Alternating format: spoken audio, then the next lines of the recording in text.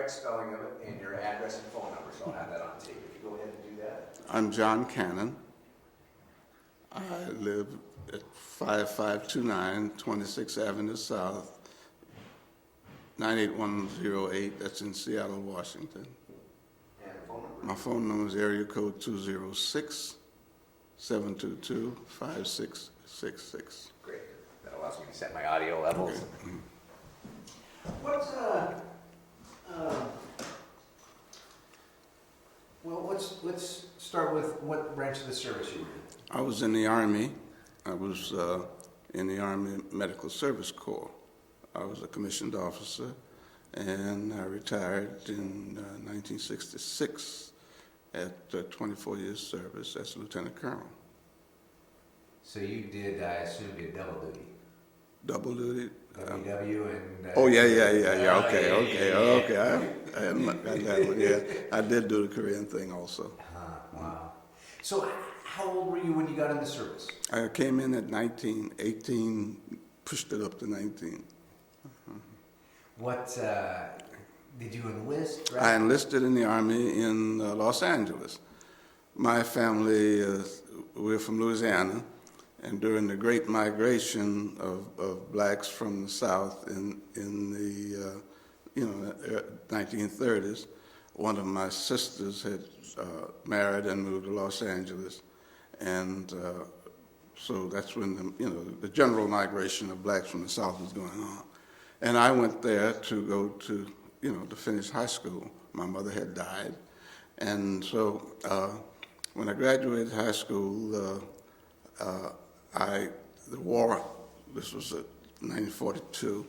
The war, of course, World War II was going in full bloom, and they came through the schools asking us to take tests for to see how good we could do, and I did so on the test, and I was one of the people from my school who were chosen to go up to San Luis Obispo, what Stanford University program, to learn how to do inspections of aircraft. And one of the things that they held out that we would be a war deferment because the draft was going on then. And I did that, and I did okay. But while I was there in taking that course, there was a radio commercial that came on 3 or 4 times a day. Negroes, you too can fly. Join the Army Air Corps and go to Tuskegee and be a pilot. And that just hung in there with me. So I did enlist, and I went to Tuskegee, and I didn't make the pilot. I washed out up there. And then I went to administration school, and ultimately I was commissioned through OCS as a medical administrative corps, MAC at that time, which has been changed after that to Medical Service Corps. And that was how and I liked it, it liked me, so we stayed. And you're all of like 20 years old now or something. Yeah, old soldier. So did you, so where did you get sent then? Well, through the years, I had different kinds of assignments. And one of my assignments, I had seen also about the black paratroopers. And I wanted to be a paratrooper. But because I was a medic, they didn't, at that time, all of the black paratroopers were infantrymen. They didn't have what they have now. So what happened was to become a paratrooper, I had to change my branch to infantry, which I did. And I changed my branch to infantry, and I that's where I joined the 555, the Triple Nickel, as an infantry platoon leader. And after I got out of that, then I went back to my corps, the Medical Service Corps, and that's my original corps. And then I retired as a Medical Service Corps officer, medical administrator. In the civilian world, it would be the hospital administrators and all of that kind of duties. Our task was to do the doctors, put it simply, the doctors practice medicine. We make sure that they had everything they need to practice medicine, the doctors and nurses. And we would make sure that they had all of the equipment, creature comforts, and in the Army, security, and all of that sort of things. You see the MASH program, radar would be, I would be a radar, a commissioned radar, okay? And we kept the doctors happy and supplied. Huh. Mm-hmm. So did you end up overseas during World War II? Oh yeah, I didn't go overseas during World War II. I went during the Korean War. I was scheduled to go overseas when I went to the paratroopers, and then that by the time I finished and got into that, World War II had ended.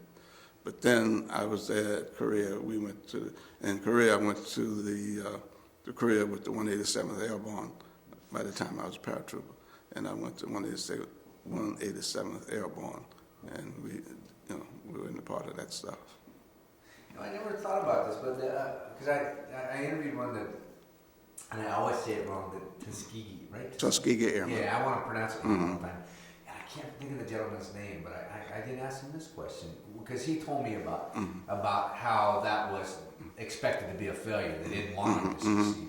Right. Was it different? I mean, I don't know how you, not different. Well, let's put it this way. Incidentally, I took my basic training.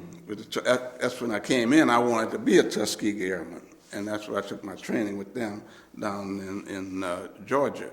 What's the name of it? What's the name of it? Where? Tuskegee. Tuskegee. Yeah, it was at Tuskegee. Yeah, Tuskegee.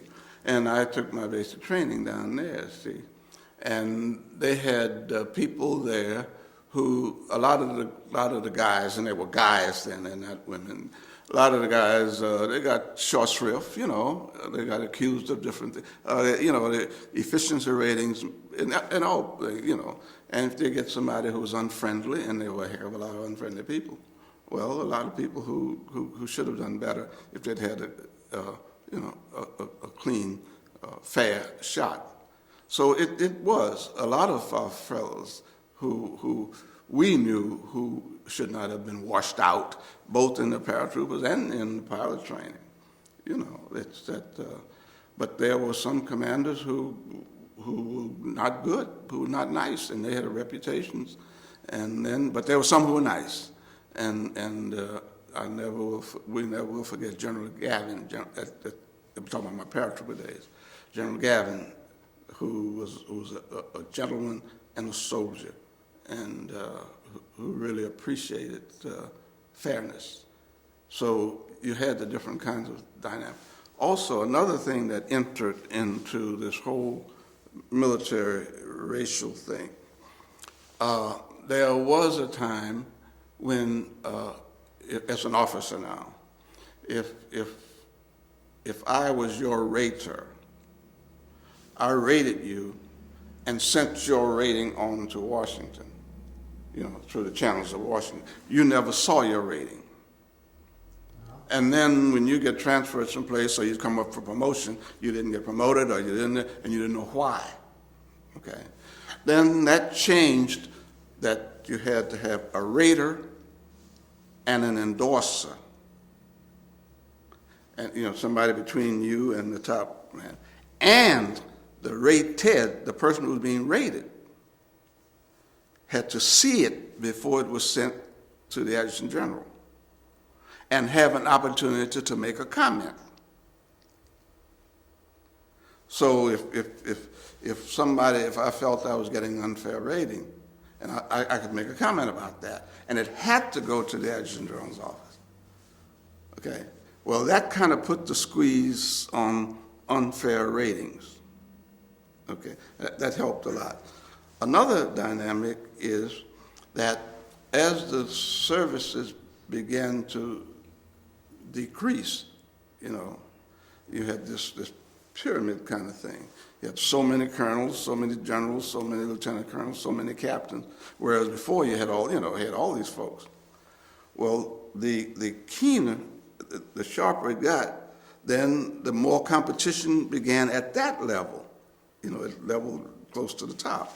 So if you had a reputation, just say like you were a lieutenant colonel, and you were on the list, meaning you had enough time and grade and that sort of stuff to be considered for colonel. Well, suppose, I'm just making numbers now, numbers don't fit here. Suppose there were 200 of you in that zone, but there were only 75 spaces. Okay, that meant 125 of you were not going to be promoted. Okay, so now they looked at all kinds of things, the board properly. You looked at all kinds of things, your reputation, your medals, your this, your that, and your complaints. You see? So anything that could push you off of that thing, you begin to say, well, I better be cool about this because, I get a reputation. And then he doesn't get promoted and that sort of thing. So a lot of dynamics came into being in that promotion and assignments. Every assignment is a good assignment or not so good assignment, And when those kind of things into the picture, that sort of, while it didn't level the playing field, but it helped. Just one thing real quick here. So, Some of the people I've talked to talked about World War II galvanizing America. But it sounds like it didn't galvanize racism. I mean, it didn't. Racism, there was this proud to be an American, but yet racism stayed as... Well, yeah, is the year 2000. There is still a segment in our society who believes that America doesn't belong to all Americans, that America is theirs and some others are interlopers, and I suppose that'll always be. I imagine in England, in France, in other countries older than are we, that you still have some of that attitude about, about the people that, the foreigners. So I guess that's just a human dynamic. However, we have things are different / better / different in the sense that we have more outlets for recompense. That I have more channels if you abuse me racially. I've got more channels now than I had 20 years ago. I mean, I got to switch tapes here. It's beeping me in the ear. When you went in the when you went in the service, was it segregated? Oh, yes. Oh, it was? Oh, yeah. Segregation didn't, I went in 42. Segregation didn't end, really, until the 60s. Now, it was declared ended after Korea. And, but you still had units and pockets and that sort of thing. And a part of, not a part, the main impetus for the beginning of integration was Korea.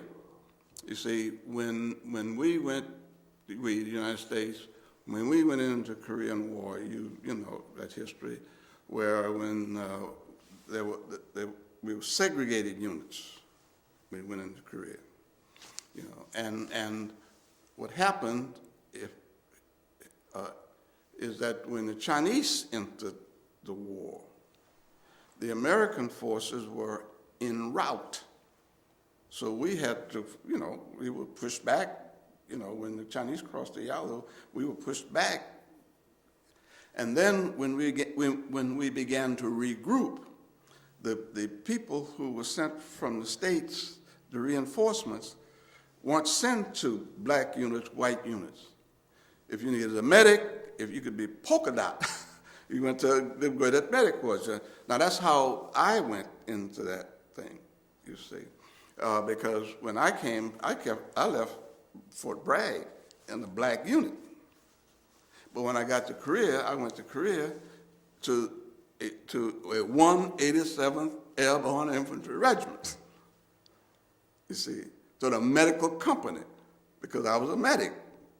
You see, so now when the Korean thing ended, and this is historic. I mean, this as the boy said, you could look it up. General MacArthur wanted to begin to resegregate. And President Truman, who wanted integration, incidentally, President Truman said no, because this was going on. And my understanding, and I accept this, I don't know this to be a fact, was that people said that General MacArthur said as long as he was the commander, this would be, and Truman said, you're no longer a commander. But that's a story. Nevertheless, the principle is there. Sure. So then after that, and it worked. And it worked. So if it worked from the standpoint that if you were a commander and you were racist, okay, in your heart of hearts you were racist, but your career depended upon your subordinates. So here you got a crackerjack African American, you got a crackerjack Hispanic, and you got, for the sake of my comment, you got a non-crackerjack or Caucasian. And your promotion depended upon which one of these people you're going to take. Yeah, you're telling me, I'm sorry about that, but, my baby needs new shoes. I want that other promotion. And that dynamic just makes itself. It just makes itself. Now you said you were in L.A. before you went into service, right? Was L.A. segregated? I mean, prior to the service? Well, not segregated as compared to New Orleans. Oh. Okay, but we live almost like it is now. I'll tell you the truth. That's not so. But we lived in the central area, southeast, east, and the people of means, African Americans, we have family and friends of family who had means, who lived in wherever they chose to. I mean, housing and that sort of thing, which meant that the kids went to school. I went to Jefferson High School, which was it was more black than anything else because it was in a black neighborhood. However, we had all kinds of folks, and as when I migrated from New Orleans there, just that same way, there were a lot of whites who were migrating there in the same economics as I was, and who lived in the housing area, in the communities that I lived, because the housing was cheaper. So they went to the school. They went to Jeff, because that's where the school was. And they went out, and their mothers, fathers, bigger older brothers and sisters went to war work in plants, and until they got enough money, like my folks did, got enough money to move out to better housing, and they moved to better housing, and so, but it wasn't restricted like it was in New Orleans, What did you enjoy the service? Oh yeah. I would have stayed. I got sick. I got sick. I had cancer of the colon in 1966. And as you can see, I'm okay. And they caught it in time. Wow. But I had to be retired. But I'd still be there after that. Yeah, once you find your niche, Do you think there's a message from World War II? I don't know. To be left for future generations? I don't know that I could say that, because so much has changed, you know, and so much changes. I think the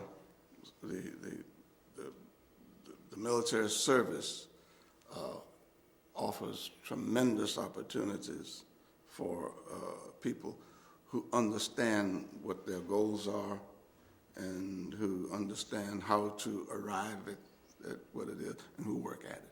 And I think that's true in the civilian life, you know. And